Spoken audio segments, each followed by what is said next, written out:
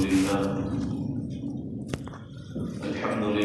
نحمده ونستعينه ونستغفره ونؤمن به ونتوكل عليه ونعوذ بالله من شرور أنفسنا ومن سيئات أعمالنا من يهده الله فلا مضل له ومن يضلله فلا هادي له وأشهد أن لا إله إلا الله وحده لا شريك له وأشهد أن سيدنا ومولانا محمدا عبده ورسوله صلى الله تعالى عليه وعلى آله وصحبه وبارك وسلم تسليما كثيرا كثيرا. أما بعد فقد قال الله تبارك وتعالى في كتابه المبين فأعوذ بالله من الشيطان الرجيم بسم الله الرحمن الرحيم إلا تنصروه فقد نصره الله إذ أخرجه الذين كفروا ثاني اثنين إذ هما في الغار إذ يقول لصاحبه لا تحزن إن الله معنا قال رسول الله صلى الله تعالى عليه وسلم أصحابي كالنجوم فبأيهم اقتديتم اهتديتم. صدق الله مولانا العلي العظيم وصدق رسوله النبي الكريم ونحن على ذلك لمن الشاهدين والشاكرين والحمد لله رب العالمين. محترم بزرگوں، دوستوں اور عزیز ساتھیوں، خطبے کے بعد قرآن کریم کی اس آیت کریمہ کو اور حضور پاک صلی اللہ تعالی علیہ وسلم کی اس حدیث نبوی کو آپ حضرات کے سامنے تلاوت کیا اور ذکر کیا ہے. اس آیت میں اللہ جل جلالہ وعظم نوالہ نے اور حدیث میں حضور پاک صلی اللہ تعالی علیہ وسلم نے صحابہ کرام رضی اللہ تعالی عنہم اجمعین کی مقدس اور باز جماعت کا تذکرہ فرمایا. پھر صحابہ کرام میں افضل الصحابہ سیدنا ابو بکر صدیق رضی اللہ تعالی عنہ کا تذکرہ فرمایا. اور اس تذکرے کی مناسبت اور وجہ یہ ہے کہ جمادی الثانی کی 22 تاریخ کو حضرت ابو بکر صدیق رضی اللہ تعالی عنہ کا وصال ہوا. اسی مہینے کی 22ویں چاند کو حضرت ابو بکر صدیق رضی اللہ تعالی عنہ وفات پائے.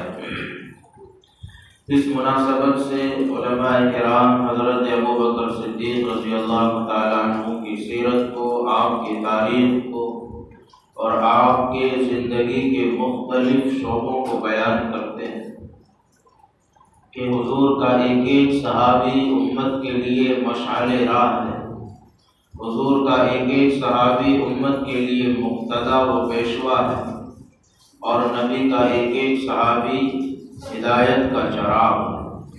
ایک جگہ حضور نے فرمایا اصحابی کالنجوم، میرے صحابہ ستاروں کے مانند ہیں. فَبِأَيِّهِمُ اقْتَدَيْتُمْ اهْتَدَيْتُمْ، کسی ایک صحابی کی اقتدا کر لو راہ راست کو پا جاؤ. تو ان صحابہ میں سب سے عظیم ترین صحابی اور سب سے افضل صحابی حضرت ابو بکر صدیق رضی اللہ تعالیٰ عنہ کی شخصیت ہے. جس طرح حضور پاک صلی اللہ علیہ وسلم سارے نبیوں کے سردار، اسی طرح حضرت ابو بکر صدیق سارے صحابہ کے سردار. جس طرح حضور پاک صلی اللہ علیہ وسلم امام الانبیاء، اسی طرح حضرت ابو بکر صدیق امام الصحابہ. اس طرح حضور پاک صلی اللہ علیہ وسلم تمام نبیوں کے قائد، اسی طرح حضرت ابو بکر صدیق تمام صحابہ کے قائد ہیں. تو اللہ کے بعد اگر سب سے زیادہ تعریف کے، حمد و ثنا کے، ستائش کے لائق حضور پاک صلی اللہ علیہ وسلم کی ذات ہے، تو حضور پاک صلی اللہ علیہ وسلم کے بعد سب سے زیادہ تعریف، حمد و ثنا اور ستائش کے لائق سیدنا ابو بکر صدیق رضی اللہ تعالی عنہ کی ذات۔ حضرت ابو بکر صدیق رضی اللہ تعالی عنہ جاہلیت کے دور میں نام ان کا عبد الکعبہ تھا۔ اسلام قبول کرنے کے بعد حضور پاک صلی اللہ علیہ وسلم نے نام بدل کے عبداللہ رکھا۔ کنیت ان کی ابو بکر، اور عربوں کے یہاں رواج ہے کہ نام سے زیادہ کنیت مشہور ہوتی ہے، اور لوگ نام سے اتنا نہیں جانتے جتنا کنیت سے جانتے ہیں، تو انہیں عبداللہ کے نام سے نہیں بلکہ ابو بکر کے نام سے جانا جاتا تھا۔ والد کا نام عثمان تھا اور کنیت ابو قحافہ تھی، تو وہ بھی کنیت سے مشہور ہوئے۔ والدہ کا نام سلمہ تھا اور کنیت ام الخیر۔ تو حضرت ابو بکر صدیق رضی اللہ تعالیٰ عنہ کے والد ابو قحافہ اور والدہ سلمہ کنیت ام خیر۔ ولادت اور پیدائش اصحاب فیل کے واقعے کے 2 سال 4 مہینے کے بعد، جس سال اصحاب الفیل کا واقعہ پیش آیا، ابرہہ اپنے لشکر کو لے کے جس سال خانہ کعبہ پر ناپاک ارادے سے پہنچا، اور اللہ تبارک و تعالیٰ نے ابابیل نامی معصوم اور چھوٹے پرندوں سے اس کو اور اس کے لشکر کو نیست و نابود کیا، اس واقعے کے 2 سال 4 مہینے کے بعد حضرت ابو بکر صدیق رضی اللہ عنہ پیدا ہوئے۔ پیدائش سے لے کے اسلام قبول کرنے تک کی زندگی حضرت ابو بکر صدیق رضی اللہ عنہ کی بالکل صاف ستھری تھی۔ عموماً جن جن لوگوں نے اسلام قبول کیا ان سب کی زندگی عموماً جاہلیت کے دور میں شراب نوشی کی، بت پرستی کی اور عیاشیوں کی رہی۔ جب اسلام قبول کر لیا اور صحابی بن گئے، اس کے بعد ان ساری چیزوں کو انہوں نے ترک کیا۔ مگر ابو بکر صدیق رضی اللہ تعالیٰ عنہ ان چند ممتاز صحابہ میں سے ہیں جنہوں نے جاہلیت کا دور بھی ایسے گزارا جیسے اسلام کا زمانہ گزارا۔ انہوں نے جاہلیت کے دور میں کوئی خلاف فطرت، خلاف طبیعت اور خلاف عقل کام نہیں کیا۔ جاہلیت کے دور میں وہ اوصاف کے مالک تھے جو اوصاف اسلام قبول کرنے کے بعد اسلام مسلمان کو بحیثیت مسلمان قبول کرنے کا حکم دیتا ہے۔ جب وہ ابو بکر صدیق رضی اللہ تعالیٰ عنہ لوگوں سے ملتے تھے تو لوگ کن الفاظ میں ابو بکر صدیق کی تعریف کرتے تھے وہ الفاظ تاریخ نے محفوظ کیے۔ لوگ کہتے تھے اِنَّكَ لَتَصِلُ الرَّحِمَ وَتَصْدُقُ الْحَدِيثَ وَتَكْسِبُ الْمَعْدُومَ وَتُعِينُ عَلَى نَوَائِبِ الدَّهْرِ وَتَحْمِلُ الْكَلَّ وَتَقْرِي السَّيْفَ۔ یہ 6 خوبیاں حضرت ابو بکر صدیق رضی اللہ تعالیٰ عنہ کی اسلام قبول کرنے سے پہلے جاہلیت کے دور میں تھی، اور یہ وہ خوبیاں ہیں جنہیں اسلام کہتا ہے کہ ہر مسلمان اپنے اندر پیدا کرے۔ جب یہ ملتے تھے لوگ کہتے تھے اِنَّكَ لَتَصِلُ الرَّحِمَ، آپ صلہ رحمی میں بڑے مشہور ہیں، رشتے ناتوں کو جوڑنا کوئی آپ سے سیکھے۔ ابو بکر صدیق رضی اللہ تعالیٰ عنہ رشتہ داریوں کی بڑی قدر کرتے تھے، صلہ رحمی کے اندر بہت زیادہ یقین رکھتے تھے، اور اس بات کا بہت اہتمام کرتے تھے کہ کوئی رشتہ دار، کوئی عزیز غریب ان سے خفا نہ ہو جائے، ان سے ناراض نہ ہو جائے۔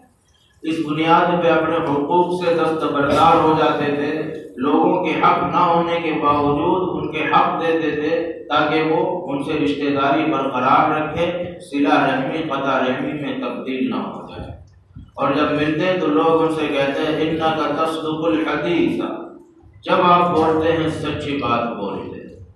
ابو بکر صدیق رضی اللہ تعالیٰ عنہ کا جو وصف مشہور ہوا صداقت میں، سچائی میں، وہ صرف اسلام قبول کرنے کے بعد نہیں بلکہ قبول اسلام سے پہلے دور جاہلیت میں بھی ابو بکر صدیق رضی اللہ تعالیٰ عنہ کا وصف عدالت مشہور تھا، اور لوگ انہیں عادل کے نام سے، سچے کے نام سے اور سچائیوں کی تصدیق کرنے کے نام سے جانتے تھے۔ اور جب ملتے تو لوگ ان سے کہتے وَتَكْسِبُ الْمَعْدُومَ، تم بے سہاروں کے سہارا بنتے۔ جو معدوم لوگ ہیں، جو کمسن لوگ ہیں، جو کمزور لوگ ہیں، جو یتیم اور مسکین اور فقیر لوگ ہیں، ان لوگوں کے سہارے بنتے، ان کی ضروریات کا خیال کرتے، ان کے کفیل اور وکیل بنتے۔ اور جب ملتے تو لوگ کہتے وَتَحْمِلُ الْكَلَّ، آپ لوگوں کے بوجھوں کو اٹھاتے تھے۔ ظاہری بوجھ بھی اٹھاتے تھے، باطنی بوجھ بھی اٹھاتے تھے۔ ظاہری بوجھ تو یہ ہے کہ کوئی عمر دراز شخص اپنے سے زیادہ وزنی چیز لے کے چل رہا ہے، ابوبکر صدیق کا وہاں سے گزر ہوا، اس کے بوجھ کو اپنا بوجھ بنا لیا، اس کے بوجھ کو اپنے سر پہ اٹھا لیا، اپنی کمر پہ لاد لیا اور اس کو اسے منزل تک پہنچا دیا۔ باطنی بوجھ بھی اٹھاتے تھے، لوگوں کے قرضوں کو، لوگوں کی مشکلات کو، لوگوں کی پریشانیوں کو اپنا قرض، اپنی مشکل اور اپنی پریشانی بنا لیتے۔ اگر کوئی مقروض شخص قرض کی ادائیگی سے عاجز اور قاصر آتا، ابوبکر صدیق اس کے قرض کا حوالہ لیتے اور اس کے قرض کی ادائیگی کی ذمہ داری لیتے۔ اور یہ وصف ان کا لوگوں میں اتنا مشہور ہوا کہ جب ان کا تذکرہ ہوتا جاہلیت کے دور میں تو لوگ کہتے کہ ابوبکر وہ ہے جو لوگوں کے بوجھوں کو اٹھاتا ہے، ظاہری طور پہ بھی اور باطنی طور پہ۔ اور جب لوگ ملتے تو ان کی ایک خوبی بیان کرتے وَتُعِينُ عَلَى نَوَائِبِ الدَّهْرِ، زمانے بھر کی مصیبتوں میں آپ معین اور مددگار بنتے۔ آفت سماوی ہو، آفت عرضی ہو، اللہ کی طرف سے ہو، لوگوں کے گناہوں کے سبب ہو، ہر مصیبت اور ہر پریشانی کے وقت ابوبکر صدیق رضی اللہ تعالی عنہ معاون اور مددگار کی حیثیت سے مالی طور پہ بھی، جانی طور پہ بھی، وقتی طور پہ بھی ہر دم کھڑے رہتے۔ اور آپ ایک چھٹا وصف لوگ بیان کرتے ہیں، جب ابوبکر صدیق سے ملتے کہتے ہیں وَتَقْرِ الضَّيْفَ، اللہ تبارک و تعالیٰ نے آپ کو مہمان نواز بنایا، جبکہ لوگ اس وقت اسلام کو نہیں جانتے تھے اور نہ ہی اسلام کا اس وقت اعلان ہوا تھا، مگر ابوبکر صدیق رضی اللہ تعالیٰ عنہ میں مہمانوں کی خاطر تواضع، مہمانداری اور مہمانوں کا اعزاز و اکرام جاہلیت کے دور سے تھا، جبکہ یہ وہ وصف ہے، یہ وہ خوبی ہے جو اسلام مسلمانوں کو اپنے اندر پیدا کرنے کا حکم دیتا ہے۔ تو کبھی جاہلیت کے دور میں شراب نہیں پی، کبھی جاہلیت کے دور میں زنا نہیں کیا، کبھی جاہلیت کے دور میں جھوٹ نہیں بولا، کبھی چوری نہیں کی، کبھی خلاف فطرت، خلاف عقل، خلاف طبیعت اور خلاف اسلام کوئی عمل نہیں کیا۔ کیوں؟ کیونکہ اللہ تبارک و تعالیٰ کو انہیں آگے چل کے صحابہ کا امام بنانا تھا، انہیں آگے چل کے حضور پاک صلی اللہ علیہ وسلم کی موجودگی میں حضور کے مصلی پہ کھڑا کرنا، انہیں حضور پاک صلی اللہ علیہ وسلم کا نائب، جانشین اور خلیفہ بننا تھا، انہیں سارے مسلمانوں کا امام بننا تھا، انہیں افضل الصحابہ بننا تھا، انہیں حضور کے بعد کائنات کی عظیم ترین شخصیت بننا تھا۔ اس وجہ سے جاہلیت کے دور سے ہی تمام عیوب، تمام نقائص اور تمام کمیوں اور خامیوں سے محفوظ رکھا۔ صحابہ میں سب سے بہترین اور سب سے عظیم ترین صفت حضرت ابوبکر صدیق رضی اللہ تعالیٰ عنہ کو اللہ تبارک و تعالیٰ نے عطا فرمائی، جس صفت نے حضرت ابوبکر رضی اللہ عنہ کو دیگر تمام صحابہ سے ممتاز کیا۔ 4 نسلوں میں صحابیت چلی، حضرت ابوبکر صدیق رضی اللہ تعالیٰ عنہ کی 4 نسلوں میں صحابیت چلی، کسی صحابی کو یہ شرف نہیں ملی۔ حضرت ابوبکر صدیق کے والد ابو قحافہ صحابی، ابو قحافہ کے بیٹے ابوبکر صدیق رضی اللہ تعالیٰ عنہ صحابی، حضرت ابوبکر صدیق کے بیٹے عبد الرحمن ابن ابو بکر صحابی، عبد الرحمن ابن ابو بکر کے بیٹے ابو عتیق یہ بھی صحابی۔ تو ابوبکر صدیق کے والد صحابی، ابو بکر خود صحابی، ابو بکر کے بیٹے عبد الرحمن صحابی، ابو بکر کے پوتے ابو عتیق بھی صحابی، 4 نسلیں صحابی بنی۔ اور دیگر صحابہ میں باپ بیٹے میں صحابیت ختم ہو گئی، کچھ تو وہ ہیں جو تنہا صحابی رہے، نہ اوپر صحابیت نہ نیچے صحابی۔ تو حضرت ابوبکر صدیق رضی اللہ تعالیٰ عنہ کا یہ وصف امتیازی رہا، تمام صحابہ سے ممتاز کرنے والی صفت اللہ تعالیٰ نے حضرت ابوبکر صدیق کو عطا فرمائی کہ 4 نسلوں میں صحابیت کو جاری فرمائی۔ جب تک حضور پاک صلی اللہ علیہ وسلم نے اسلام کا اور ایمان کا اعلان نہیں کیا، اس وقت تک بھی ان کی زندگی بڑی سادگی کے ساتھ اور بڑی صاف ستھری اور گناہوں سے بالکل دور کی زندگی تھی، مگر جب اعلان نبوت ہو گیا اور یہ حلقہ بگوش اسلام ہو گئے اور حضور پاک صلی اللہ علیہ وسلم کے دامن سے اپنے آپ کو وابستہ کر لیے، اس کے بعد کی زندگی نے ان کی زندگی پر، ان کی شخصیت پر اور ان کی ذات پر چار چاند لگا۔ جو پہلے اوصاف تھے ان سارے اوصاف کے اندر بہت زیادہ تیزی اور بہت زیادہ اضافہ ہو گیا۔ اتنا اضافہ حضور پاک صلی اللہ علیہ وسلم نے اپنی زندگی میں ابوبکر صدیق کو 2 لقب دیے۔ پہلا لقب دیا، صحابہ بیٹھے ہیں سامنے سے، ابوبکر صدیق تشریف لائے، حضور نے ابوبکر صدیق سے مخاطب ہو کے فرمایا انت عتیق من النار۔ اگر کوئی شخص جہنم سے آزاد شخص کو دنیا میں دیکھنا چاہتا ہے ابوبکر کو دیکھے۔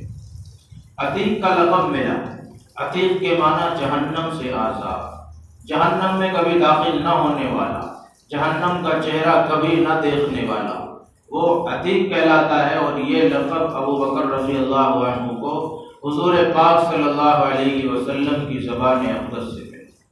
لوگ بعد میں عتیق کے نام سے انہیں یاد کرتے ہیں۔ پھر سال و سال گزر گئے اور حضور پاک صلی اللہ علیہ وسلم کو اللہ نے معراج کے لیے قبول کیا، اور پھر اس کے بعد لمبا سفر معراج کا ہوا، اور سفر مکمل کرنے کے بعد جب دوبارہ اپنے علاقے میں تشریف لائے اور لوگوں کے سامنے معراج اور اسراء کے واقعے کو بیان کیا، ہر کوئی تکذیب کرتا چلا گیا اور کہتا اتنے لمحوں میں، اتنے منٹوں میں اور رات کے اتنے حصے میں مسجد حرام سے مسجد اقصیٰ اور اقصیٰ سے 7 آسمان اور وہاں سے سدرۃ المنتہی اور وہاں سے عرش معلیٰ اور فرشتوں کا دیدار اور جنت اور جہنم کے چیزوں کا اور نعمتوں کا اور عذابات کا معائنہ ناممکن۔ ہر کوئی تکذیب کرتا چلا گیا، مگر جب یہ واقعہ ابوبکر صدیق رضی اللہ عنہ کے سامنے آیا تو کہا کہ کیوں نہیں ہو سکتا؟ جب حضور نے کہا ہے تو ضرور ہو سکتا ہے، اور جب حضور نے کیا ہے تو ضرور ہو سکتا ہے۔ تو سب سے پہلے اسراء اور معراج کے واقعے کی تصدیق کرنے والے ابوبکر، حضور نے لقب دیا انت الصدیق۔ آج سے تم عتیق بھی ہو اور صدیق بھی ہو۔ ہر سچ بات کی تصدیق کرنے والا صدیق کہلاتا ہے، اور ہر سچ بات بولنے والا صادق کہلاتا ہے۔ صادق تو ابوبکر پہلے ہی تھے کہ سچ بولتے تھے، لیکن سچائیوں کی تصدیق کرنے والے بھی بن گئے، اب یہ صدیق بنے، ہر سچ بات کی تصدیق کرنے والے۔ یہ 2 لقب دربار رسالت سے ابوبکر صدیق کو ملے ہیں۔ دوسرا لقب اتنا مشہور ہوا کہ نام کا جز بن گیا۔ جب جب ابوبکر لکھا جاتا ہے صدیق ساتھ میں شامل ہوتا ہے، جب جب ابوبکر بولا جاتا ہے صدیق ساتھ میں بولا جاتا ہے۔ تو ابوبکر کنیت ہے، اور اس کنیت کے ساتھ صدیق کے لقب کا اضافہ حضور کی زبان اقدس سے نکلا، اتنا مشہور ہوا کہ نام کا جز ہو گیا، اور ہر موقع پہ ابوبکر صدیق رضی اللہ تعالیٰ عنہ مکمل نام بن کے لوگوں کی زبان زد ہو گیا۔ یہ ابوبکر صدیق جن کے جاہلیت کے اوصاف آپ کے سامنے آئے، اور اسلام کے دور کے اوصاف 3 وصف بڑے مشہور ہوئے۔ ایک صداقت، سچ بولنا اور ہمیشہ سچ بات کی تصدیق کرنا، اور دوسرا وصف تھا تواضع، عاجزی اور انکساری، اور تیسرا وصف تھا اسلام مخالف طاقتوں اور عناصر کے خلاف سختیاں۔ تو پہلا جو وصف ہے صداقت، جس نے حضرت ابوبکر کو سارے صحابہ سے امتیازی مقام دیا۔ جس طرح ہر صحابی کسی نہ کسی صفت میں مشہور ہوا، ایسے ابوبکر رضی اللہ عنہ صداقت کے وصف میں مشہور۔ جب جب سچائیوں کا باب کھلتا ہے ابوبکر کے تذکرے کے بغیر مکمل نہیں ہوتا۔ جب جب صداقت کے ابواب کھلتے ہیں حضرت ابوبکر کے تذکرے کے بغیر مکمل نہیں ہوتے۔ تو سچائی اور صداقت حضرت ابوبکر صدیق رضی اللہ تعالیٰ عنہ کی زندگی کا جزو لا ينفق تھا، ان کی زندگی کا ایک سنہرا باب تھا۔ دوسرا جو وصف تھا وہ تواضع، عاجزی اور انکساری۔ وقت کے امیر المؤمنین، خلیفۃ المسلمین، نائب رسول، جانشین رسول، حضور کی زندگی میں حضور کے مصلی پہ کھڑے ہو کے صحابہ کی امامت اور قیادت کرنے والی شخصیت، لیکن لباس، لیکن کھانا پینا اور رہن سہن اور زندگی کی بود و باش بالکل سادگی والی، تواضع اور عاجزی کے پیکر تھے۔ جب نکلتے لوگ کہتے کہ یہ کوئی خلیفہ نہیں ہو سکتے، یہ کوئی وقت کے بادشاہ نہیں ہو سکتے، یہ حاکم وقت نہیں ہو سکتے، یہ امیر المومنین نہیں ہو سکتے۔ جب تک امیر المومنین نہیں بنے تھے، کسی جگہ جاتے تھے، وہاں کے علاقے کی لڑکیاں اپنی بکریوں کو لے کے آتی اور حضرت ابوبکر صدیق ان بکریوں کا دودھ دھوتے تھے، ان کا دودھ نکالتے تھے اور ان لڑکیوں کو دیتے تھے، وہ لے کے چلی جاتی۔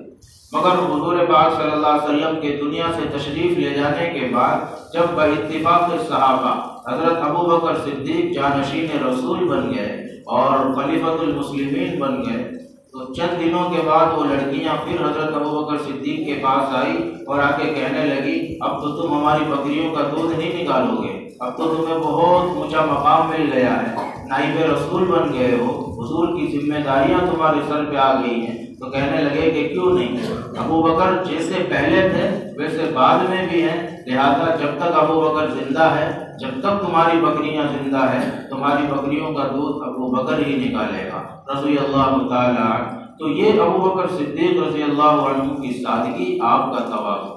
تیسرا بڑا وصف حضرت ابوبکر صدیق میں تھا، جو اسلام مخالف طاقتیں تھیں ان کے خلاف بڑی سختی۔ ویسے تو سارے صحابہ میں بڑے نرم دل ابوبکر صدیق، بہت نرم دل، رحماء بینہم کی عملی تصویر تھے، لیکن جب اسلام کے خلاف بات ہوتی، اسلام کے خلاف سازشیں ہوتی، تو سب سے زیادہ سخت دل ابوبکر صدیق ہوتے۔ منکرین زکوٰۃ کا خاتمہ کرنے والے ابوبکر صدیق، فتنہ ارتداد کا سامنا کرنے والے ابوبکر صدیق، اور کفار و مشرکین کو منہ توڑ جواب دینے والے ابوبکر صدیق۔ یہ ابوبکر صدیق تھے جنہیں لوگ یہ جانتے تھے کہ بڑے رحم دل ہیں، لہذا انہیں کچھ نہیں کہیں گے، لیکن جب لوگوں نے حضور کے جانے کے بعد یہ کہنا شروع کر دیا کہ زکوٰۃ بیت المال میں جمع ہوتی تھی جب تک حضور زندہ تھے، اب حضور چلے گئے، اب زکوٰۃ بیت المال میں نہیں جائے گی، اب ہر ایک کی مرضی کی بات ہے زکوٰۃ دے نہ دے۔ یہ لوگ تھے منکرین زکوٰۃ، ان کے خلاف حضرت ابوبکر صدیق نے علم جہاد، علم بغاوت بلند کیا اور کہا کہ ان لوگوں کے خلاف جنگ ہوگی جب تک کہ یہ لوگ دوبارہ اسی روش پہ نہ آ جائے جس روش پہ حضور کے دور میں یہ چلتے تھے۔ ارتداد کا فتنہ حضرت ابوبکر صدیق کے دور میں بلند ہوا، مسیلمہ کذاب اسی دور کا شخص تھا۔ ان لوگوں کا خاتمہ، ان لوگوں کا تعاقب حضرت ابوبکر صدیق رضی اللہ تعالیٰ عنہ کے دور خلافت میں ہوا۔ تو پوری تاریخ اور پوری سیرت کے بیان کرنے کا مقصد یہ ہے کہ جو اوصاف حضرت ابوبکر صدیق رضی اللہ تعالیٰ عنہ کی شخصیت اور ذات میں موجود تھے، امت مسلمہ کو ان اوصاف کو اپنانے کی اور ان اوصاف پر عمل کرنے کی اور ان اوصاف کو اپنی زندگی کا حصہ بنانے کی ضرورت ہے۔ اللہ تعالیٰ ہم سب کو کہنے سننے سے زیادہ عمل کی توفیق عطا فرمائے۔